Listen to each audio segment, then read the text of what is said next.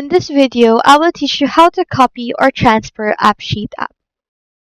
First, you just have to go to appsheet.com on your browser and click on Get Started if you don't have an account yet.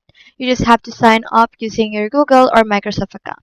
But if you already have an account, all you have to do is to click on Sign In at the top right corner just below the Get Started button and log in using your Microsoft or Google credentials. Now, after logging in, you'll be taken directly to your AppSheet dashboard.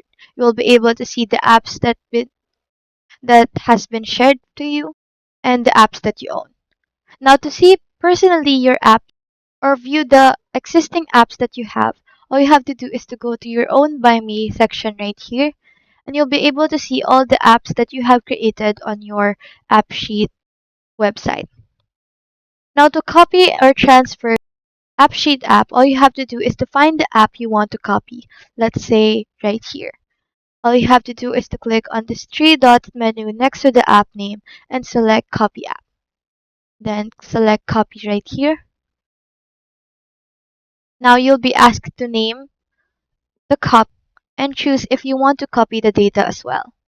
Now you can select whether you want to copy the structures only or include the data and the tables as well.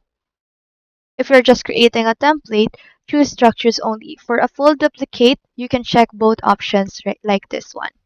Next, you just have to click on Copy App right here and wait for it to load. Now to transfer the app to another user, open the copied app right here and go to the User tab, then scroll to App Ownership Transfer and enter the new owner's email address and follow the prompts to confirm the transfer. Once copied or transferred, you can open the app in preview mode. You can also check the functionality and make sure all the views, actions, and data connections are working properly. So that's all there is today. Hope you helped.